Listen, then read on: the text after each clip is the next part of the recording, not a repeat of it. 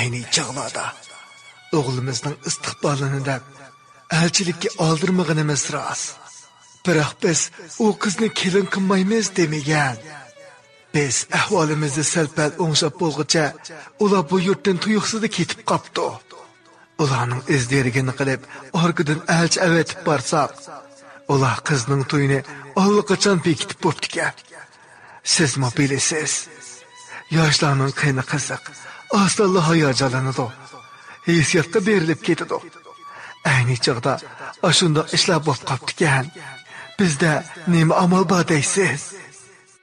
Bu ayol nimachi tunish ko'rindigandi? Bu ayol zodi kim? Siz nimani biladingiz? Bizni necha yoshga bolchaqlayapsiz? Ayni chog'larda otam rahmatlikning ashu soltakning kasabatidan qanchalik azoblanib ketganligini siz bilamsiz. Bu to'yni qilaman deb uxlamay tush ko'ribdi. Men Nurnisaxon hayotli bo'ladi ekanman. Osmondan pichoq yog'simi, u soltak singlimni hargizmi bermayman.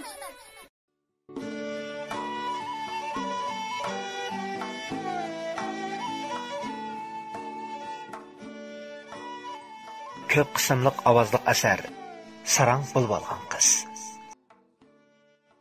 Birinchi qismi.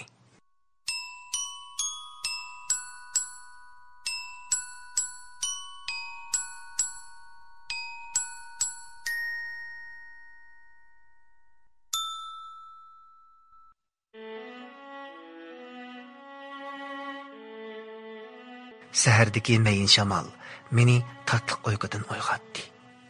Aldirab yuz ko'zini yuydim. Necha hatlab davomlashgan tugimas qatrashlar meni bek hardirib etkashga, aram elish uchun sahradagi Nevri acamlarning uyiga kelgan edim. Demiqimga Nevri acam o'xshitib etgan qatlimining mezilik hidi keldi. Almira, tezroq bo'lmamsan qizim? Hay, tamoqlar sovib ketdi. Nima qilyotgandi bu qiz? Qaramamsiz, inim. Bu zamonning yoshlariga nima bo'lgandi deyman. Qachonla qarsi yonfundan ko'zini uzmagan. Nima barkin tang u yonfunda? Ha, deb o'jirsig'i bekinib olsa, tamoq etish tugul, hatto ushoq tushak ishlarga yordamlashmaydi bu jo'voy demak. Bo'ldi, ochiqlanmang ada. Yashq degan shu. Sonimiz amdi praktikini tugatgandan keyin o'qish bitirib jamiyatga chiqsa, asta kutgan yeringizdan chiqmamdi. Ey, siz undaq degan bilan uning harakatlari menga benormal bo'lanadi. Yarim soatlar qarisigu mayli, kunlab telefon qo'lidan tushmaydi. Hozir marikalarga barsaqmi, cho'nglar maxsus mushu to'g'riliq paranglashadigan bo'lib qoldik.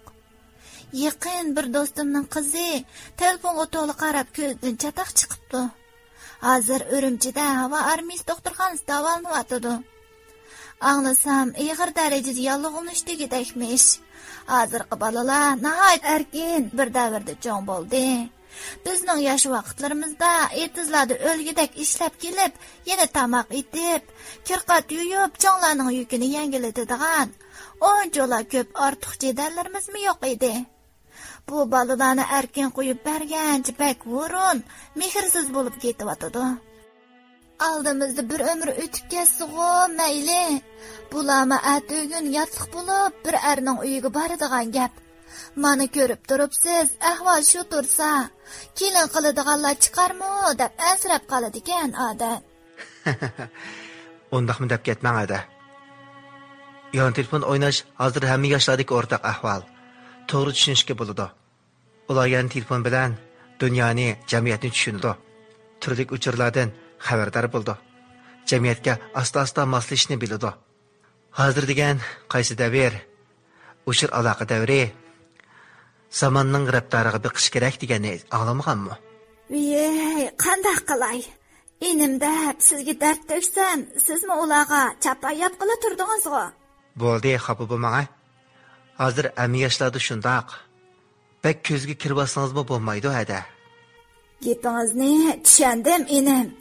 Men sizni oy yillab arang keladigan bo'lgandan keyin biz uchun gap qilib qo'yamdikin deb o'ylagan. Bildim ada. Xotirjam bo'ling. Almira, Hilmu maktabda intayin yaxshi o'qidi. Mushundaq chiroyli, Ah ko'ngil, tirishchan bir qizni yaratmagan yigitlarni ko'ziga paypoq kiyib olibdi deyish kerak. Sizni bak qiziqchimisiz. Faqatla o'zgarmabsiz. Ha, qani, tamoqqa beqing ukam, muzlab ketmisan. Ma'qul. Qani sizmi keling. Navir hadamlarning uydan anchiroq bo'lmagan joyda bir o'riklik beg'i bor edi. 6-oy kirishi bilanla o'riklar shunchalik buluq pishib ketgan edi. Sanglam ikkimiz o'riklik boqqa ketib o'tib, yo'l bo'yidagi tosh ustida suv olg'ida chiqqan 50 yoshlar shamisidagi bir ayolni uchirtib qoldik. Bu ayol mening diqqatimni shunchalik tortdi. Havoning shunchalik issiq bo'lishiga qaramay, u ayol uchisiga qalin qishliq chapon kiyib olgan edi. Sochlari oqarib cho'lib ketgan. U chiligiga suvni elib bo'lib, atrofga ittilik bilan ko'z yugurtib, darhol yo'liga ravon bo'ldi. Men uning chiroyiga birla qarab, ko'ni bir tunish chiroyini yodimga oldim. Bu ayol nimacha tunish ko'rindigandi? Bu ayol zodi kim? Men bu chiroyini damalliqqa esimga ololmay qoldim. Boqqa kelgandan keyinmi men diqqatimni yig'olmay qoldim. Arman aka, sizning kitoblaringiz bek ko'p-ku, ha? Mening yana yangi kitoblarni ko'rgim kelyapti. Arman aka?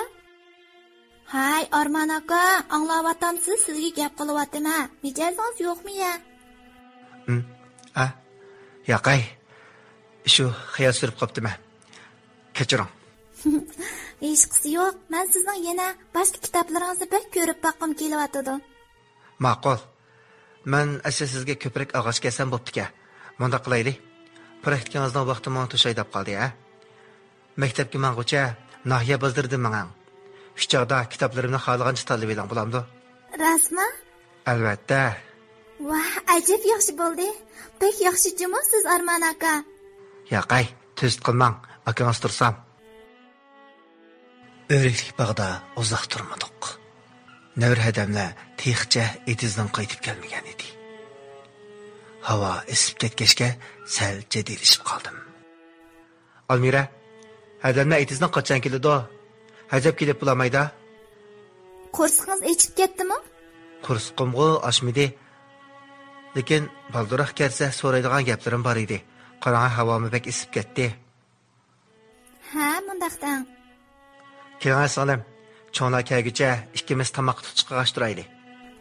Men tomoq etishni o'qimayman. Voy, hech gap yo'q. Burun bilmagan bo'lsangiz, hozirdan boshlab etib egining. Elang, ko'ktatdan axlab turaylik, a? Tomoq etishni o'qimasangiz, keyin sizga erishmaydi-jimi? Kim agitugidiki? Tomoq etishni o'qimasa arolmaydigan ish bo'lsa, hozir oshpaz yigitlarmi xeyli ko'p.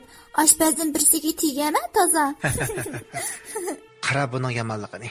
Bu tentaqqiz. Shu kuni havoning shu qadar issiq bo'lishiga qaramay, Navir achamlar etizdan xeyli vaqt qaytib keldi. Chunki etizga jiddiy suv kelmoqchi ekan. Ular kelib, bizning allaqachon tayyor qilib bo'lganligimizni ko'rib, bekli xo'sh bo'ldi.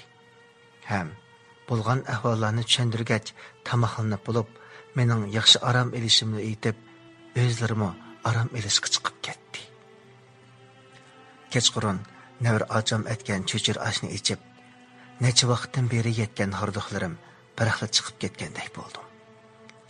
Tamoqdan keyin ayvonda xiyol surib o'ltirganimda singlim tuyuqsiz chaqirib qoldi. Uning xotir kompyuteridan masala ko'rilib, qo'zg'almas bo'lib qopti. Men sistemasini almashtirgach, uning bilan parangga tushib ketdim. Ertadan kechgacha yonfonga bek qarab ketmang. Mavi ko'zingiz keyingi hayotingizga kerak. Qarang, sizning ko'zingiz chidigan bilan mavi kompyuter chidab bo'lmabdi. Chaqchaq qilmang aka. Yon telefonim bo'lmasa nafas ololmayotgandek his qiladi ekanman. Necha qatim sinab baqdim, yana chidimidim. Do'stlarim ham shundoq bo'libdi. Hey, Әмсе sizlarda yanfon kesili bek ağır ekende. Bu mu kesilgi tava bulamda? Nədik yox gəpni deməng aka. Albatta, to'r xumar, yanfon xumar deganlar o'xshash gap. Bo'ldilar, apam har doim shundaq deb beshimni og'irtdi. Endi sizmi shundaq deyatsizg'u. Men qaran sog'lam. Nevr ocham ayni yillardagi jafoliq sharoitlardan xabari bor. Oliy maktabda tarixni yaxshi o'rgangansiz. Islat echitilgan 40 yildan beri turmushimizda shundaq cho'ng o'zgarishlar bo'ldi. Sizlar hozir shunchalik erkin, shunchalik yaxshi bir davrda. Qanchalik o'qiy olamiz desanglar, shunchalik o'qiy olaysizlar. Lekin cho'nglar hammadan bekrak sizlarning keyingi turmushinglardan bek g'am qildi ekan. Ostila turmush o'ginib, chiniqqanning sizga foydasi borki, hargiz ziyni yo'q. Tushundim. Bugungi ifodam yomon emasdi? Yomon emas. Tomoqni etiman desangizlar, etalaydi ekansiz-ku. İş deganni ana shundoq oddiy ishlardan az-azdan boshlaymiz. Yanfonga qarmang deganlik emas. Lekin hamma ish o'z joyida normal bo'lgani yaxshi. Ma'qul, men tirishman aka. Burungi chaqlarda aqli iqtidorliq telefon undidar yo'qkan. O chaqlarda sizlar qanday vaqt o'tkazatdinglar? Nevr ochamlar davrida sharoitlar nihoyat jafoliq ekandiq. Etis qirlarda ishlab, uy ishlarini qilib, adrat o'rinlashtirgan vazifalarni o'rinlab, bekor bo'lganda kanat komitetiga berib vaqt o'tkazdi ekan. Bizning davrimizda yoshlar asosan yaxshi o'qib, darsdan sirt chog'larda kitob jurnal ko'rib yoki hunar, kasb o'rganish degandek ishlar bilan vaqt o'tadi. Biz maktablarda bo'lsin yoki ta'tillarda bo'lsin, asosan ana yurt to'g'risidagi vatanparvarlik, qahramonlik, vatanparvarlik, muhabbat to'g'risidagi roman, kitob jurnallarni o'qiydik. Bizning paroqlarimiz ana shundoq davomlashyapti. Men Nevr ochamning aytganlari bo'yicha singlimga muhabbat, do'stlik tarbiyasi cho'nqirlashsin degan umidda bir hikoya so'zlab bermoqchi bo'ldim. Taniq yozuvchi Tagorni bilamsiz? So'zlab berdiganim dal ashu Tagorning muhabbat o'g'risi degan hikoyasi.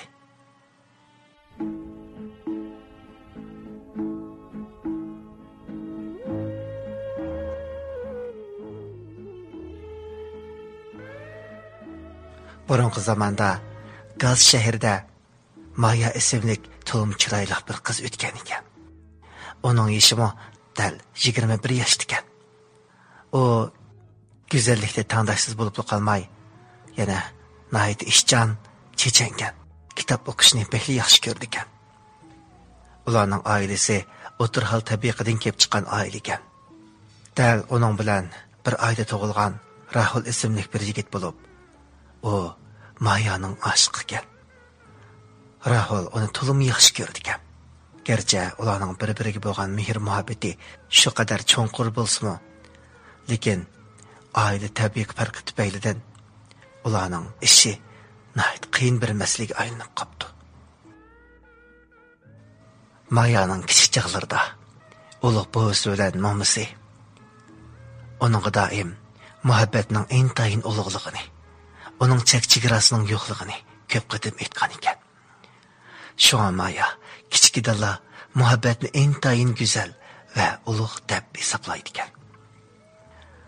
Dal shundoq bo'lg'achqa bir qancha qatim uydagilarga qarshi kurash qilmoqchi bo'pti.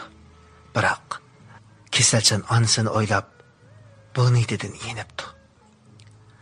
Aslida Mayaning ota-onasi unchola eski odamlardan emaskan. Lekin yuqori tabiqadan kelib chiqqan Mayaning tog'asi bilan hammasi Mayaning ota-onasiga besim ishiltib, tuvan tabiqadan kelib chiqqan Rahulning avatgan elchilarini rad qilg'izib yutibdi. Mayaning beshi bekliq etib, kelidan na suv, na tomoq o'tmas bo'lib, kechalari uyqusi buzilibdi. Bir kuni Maya bilan Rahul bog'da uchrashibdi.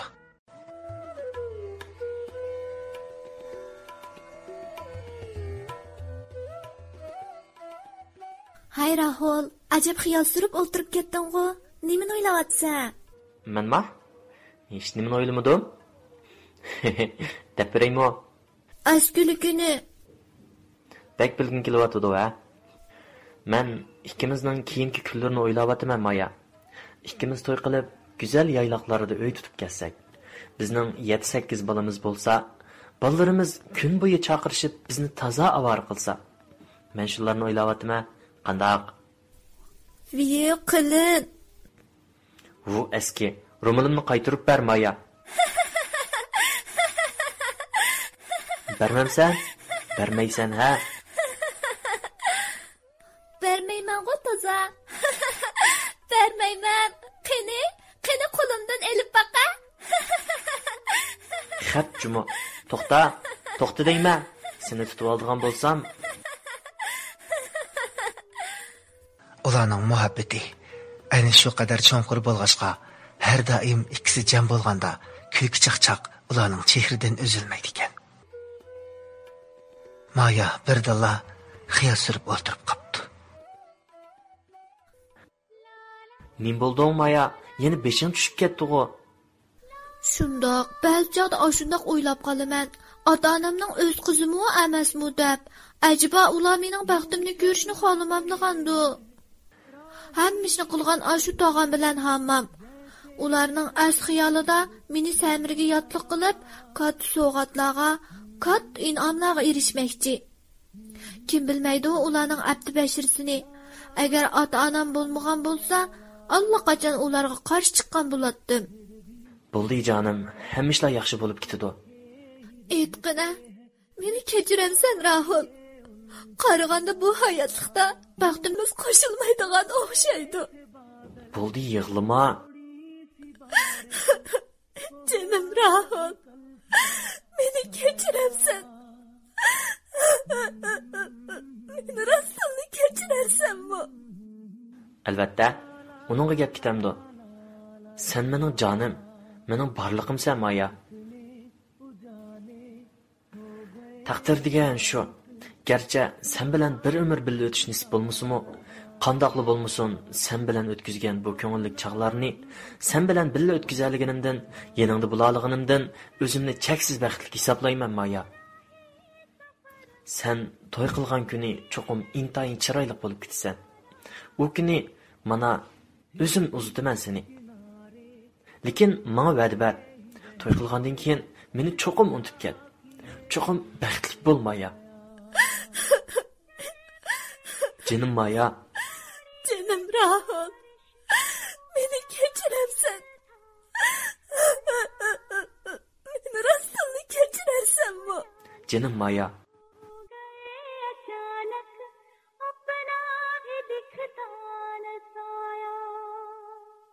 यूं चल पड़े हैं राही सफर में. Shu kuni kechasi Rahul uyga qaytib, faqatla uxlayolmabdi. Onun ko'z oldidan Mayaning nurliq ko'zlari o'tliq simas ketmabdi. Bir qadam yashaydigan hayotda men nemishqa o'zimning sevgisining ko'zidan yosh oqqoziman.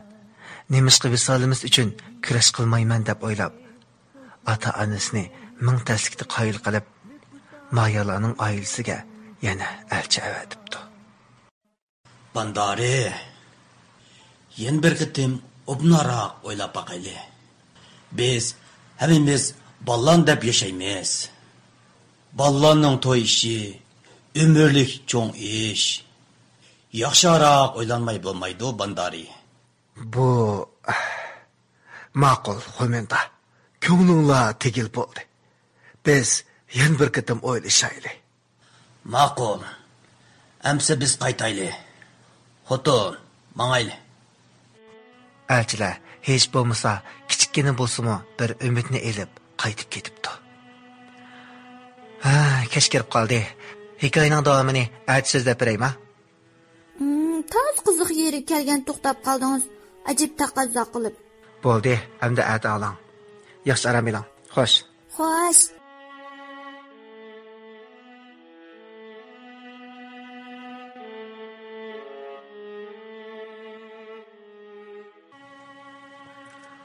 Sözlerim Salimga astola ta'sir ko'rsatdimi? Qandoq? Atisi attiganlik nashridan keyin u tashabbuskorlik bilan chini qochilarni yig'ishtirib, qozon beshini pak-pakiz tozalab chiqdi. Nevr acam onun bu ishiga qarab hayronlik qoldi. Singlim aldirab tinib, qo'llarini surtganicha, oqshomgi hikoyaning oxirini so'zlab bering deb talab qildi.